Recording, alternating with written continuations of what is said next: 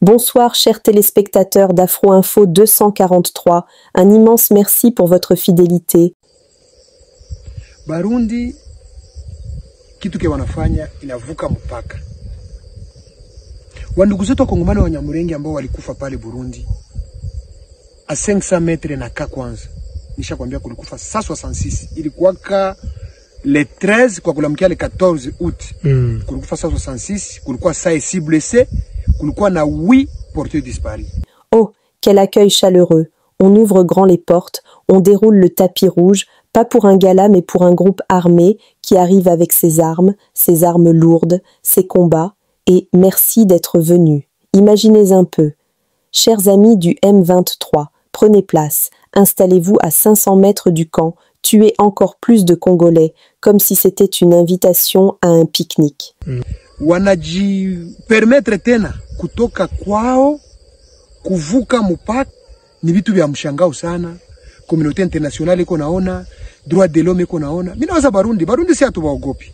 Mais soyons sérieux, le groupe connaît des offensives rapides, il prend des villes, multiplie les violations, les populations fuient. Hatuwaogopi lakini sisi hatutaki vita. Sisi tunataka amani. Lakini wakituimpose vita tutaifanya.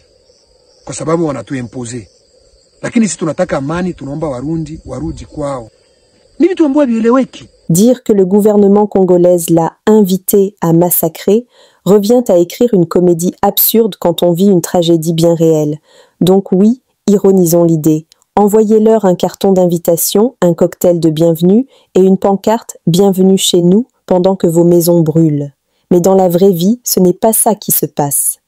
Na hivi wanaongezeka sana huko. Waongezeke sisi hatuwaogopi. Banafunga ti bana. Kwa sababu nao wanadamu kama sisi, wanamwaga damu na sisi tunamwaga damu. Walifika hapa mpwen zero. Bakafanyisha mitingi bakasema hao wanakuya kwanza kugomboa Mikenge. Bakifika Mikenge wanatia kwa etat major. Ndio itakontrole wapi hii operation ya Minembwe. Notre pays est accusé de soutien vis-à-vis du groupe de M23.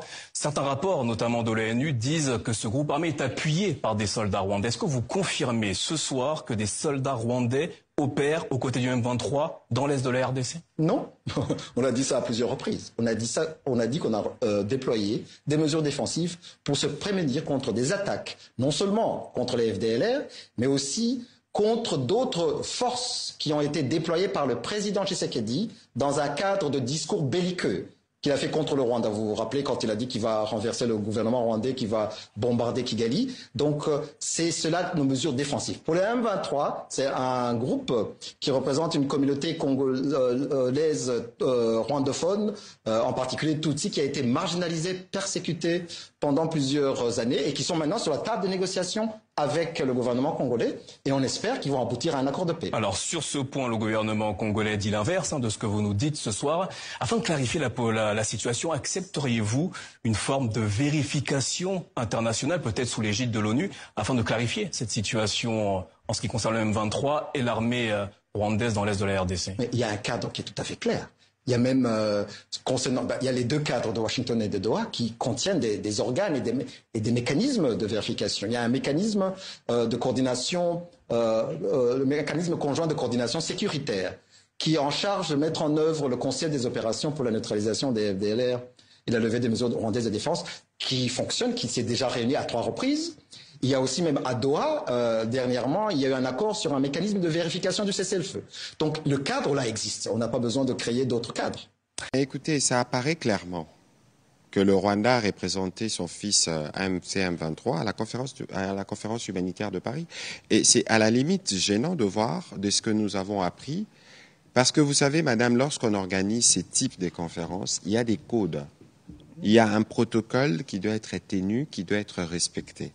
Autant vous avez vu que les discours inaugurants on a pris le président Macron et c'est lui qui co-organisait les présidents Faure et Simbe, autant dans les protocoles il était prévu une conférence de presse qui devait être organisée pour le ministre français Jean-Noël Barrot et son homologue togolais, parce qu'ils avaient l'organisation. Et donc, le fait que vous avez vu les gesticulations du ministre du réseau social, c'est d'abord sortir du cadre de ce qui a été prévu. Et c'est de l'agitation, comme nous avons eu l'occasion de le dire. C'est de l'agitation parce que très rapidement, il devait porter la parole du mouvement du fils qu'il représentait. Je crois que là, il agissait plus comme le père qui parle pour le fils, parce que le fils ne pouvait pas être présent parce que n'était pas justement qualifié pour ce type de discussions.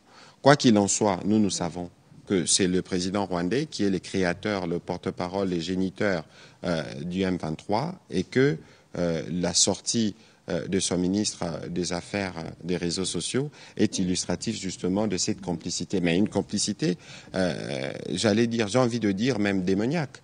Comment pensez-vous que le président Macron, qui a réuni près de 70 pays et différentes organisations, on se mobilise pour dire qu'il y a une urgence humanitaire, nous devons très rapidement agir pour sauver de vies, et ceux qui se présentent comme des prétecteurs, je ne veux pas rentrer dans leur narratif mensonger, s'opposent ou veuillent subordonner ou veuillent marchander la possibilité, pas seulement pour la RDC, parce que sur le coup, la RDC a réussi de nouveau à se replacer, mais cette fois-ci pour plaider pour l'humanitaire de ces populations, mais ils veulent s'opposer et faire de la politique là où il ne faut pas faire de politique. C'est inhumain, mais pourquoi nous en sommes là aujourd'hui?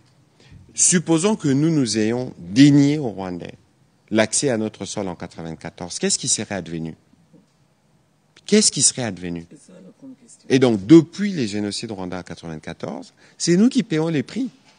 Et donc aujourd'hui, alors que nous travaillons nuit et jour à sortir nos populations de ces souffrances, maintenant que le monde est mobilisé avec nous pour qu'on y arrive, et il y a ceux qui, tortionnaires, ce n'est même peut-être plus le mot, viennent en plus dénier l'existence d'une crise humanitaire. Alors, Yves Abdallah, parce que très souvent on nous dit, voilà, vous là-bas, vous brimez les swahiliphones entre guillemets pour utiliser les langages déplacés de ceux qui nous agressent, mais qui brime qui en réalité? Nous tous, tous les jours, on va faire, j'ai demandé d'ailleurs à mes équipes de faire les décomptes du nombre des Congolais qui sont morts. On ne parle pas des 10 000 ici qu'il y a eu pendant l'attaque de Goma, de nombre de Congolais qui sont morts depuis, on est à des milliers. Si je vous donne un seul exemple, je peux vous parler de Rutshuru, où on a systématiquement tué les membres de la communauté Hutu. Mais de quoi on parle alors? Si ce sont ceux-là qui disent qu'ils veulent le bien des Congolais, dans les territoires qu'ils occupent ou dans les parties du pays qu'ils occupent actuellement, pourquoi leur refuser l'accès humanitaire?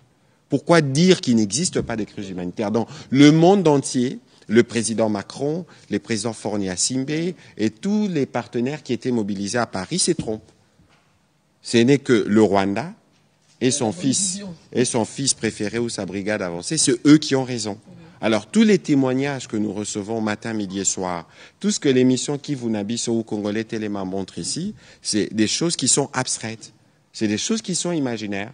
Ici, les Congolais doivent davantage s'élever pour voir. C'est qui le mal, c'est qui les diables. Ça veut dire, non seulement que vous voulez commencer à voler les parents, ce qu'ils ont pu obtenir par la politique de la gratuité, non seulement vous voulez imposer de taxes, mais vous déniez en plus l'existence d'une crise humanitaire.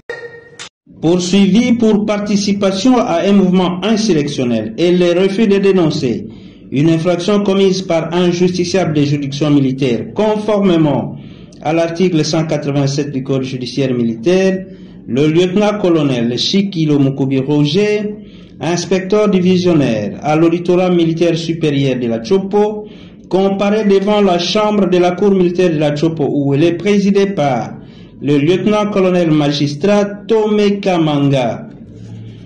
À l'audience introductive de ce jeudi 30 octobre 2025, tenue dans la salle ordinaire, le ministère public, représenté par le colonel magistrat Kumbun Soma, soutient que le prévenu est coupable et devra être condamné sévèrement conformément à la loi militaire. Qu'à cela tient, Monsieur le Président, pour mettre à l'aise mes contradicteurs qui ont peur du ministère public, même s'il faut appliquer l'article 244 du Code judiciaire militaire, nous allons nous incliner et nous allons démontrer le comportement dangereux du prévenu. Assisté du collectif de ses avocats conseils, les prévenus continuent à clamer son innocence.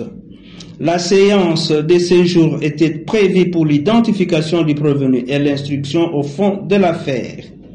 C'est contradictoirement que l'affaire était renvoyée à la huitaine pour le réquisitoire du ministère public et la plaidoirie de la défense, afin de savoir qui du ministère public et du prévenu gagnera ce procès. Wait and see. Nous sommes arrivés à la fin de cette édition. Merci à vous de nous avoir suivis jusqu'ici.